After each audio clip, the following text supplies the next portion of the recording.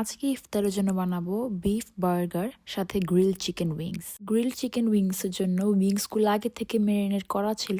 আমি জাস্ট একটা extra sauce add করেছি। সসের জন্য আমি অল্প করে mayonnaise, sweet chilli sauce, butter, garlic আর মাস্টার্ড পেস্ট দিয়ে সসটা বানিয়ে নিয়েছি। চিকেনের উপরে জাস্ট ওই সসটা দিয়ে আমি বেক করতে দিয়ে দিব। বিফ প্যাটির জন্য আমি প্রথমে বিফ কিমা নিব, সাথে আমি রসুনের গুঁড়া, গোলমরিচ গুঁড়া, লবণ আর সামান্য একটু তেল নিব। তেল দিয়ে ভালোভাবে মিক্স করে গোল করে নিব। তারপর ওইটার ভিতরে আমি মোজারেলা চিজ দিব। চিজ দিয়ে একটা প্যাটি বানাবো। চিজ ভালো লাগলে অ্যাড করতে পারবেন, আর যদি না ভালো লাগে তাহলে এটা স্কিপও করা যাবে। আর ইফতারের জন্য তো একটা শরবত লাগবেই। আজকে আমি ম্যাঙ্গো জুস বানাবো। এর জন্য প্রথমেই আমি ম্যাঙ্গো পিউরি নিয়ে নিয়েছি। পিউরিতে আগে থেকে চিনি আর গুঁড়ো দুধ দেওয়া ছিল। আমি একটু মিষ্টি বেশি খাই দেখে আমি একটুখানি চিনি অ্যাড করেছি। সাথে আমি দুধ দিয়ে ভালোভাবে মিক্স করে এটাকে ফ্রিজে রেখে দিব।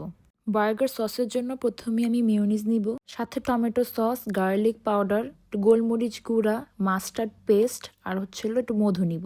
সাথে সামান্য একটু লেবু রস অ্যাড করব। আমি একটুখানি পাপরিকা পাউডার অ্যাড করেছি। আপনারা চাইলে লাল মরিচ গুঁড়াও অ্যাড করতে পারেন। দেন এটা ভালোভাবে মিক্স করে সাইডে রেখে দেবো। এখন আমি বিফ প্যাটিটাকে একটু তেলের মধ্যে ভেজে নিব। দুই সাইডটা ভালোভাবে ভাজবো। আর কিমা কিন্তু ভাজতে বেশি সময় লাগে না। বিফ প্যাটির কালার যখন চেঞ্জ হয়ে যাবে তখন আমি এটার মধ্যে স্লাইস চিজ অ্যাড করব। আর আমি যখন চিজ অ্যাড করেছি তখন আমি চুলাটা অফ করে নিয়েছি, কারণ অলরেডি তখন প্যান গরমই ছিল।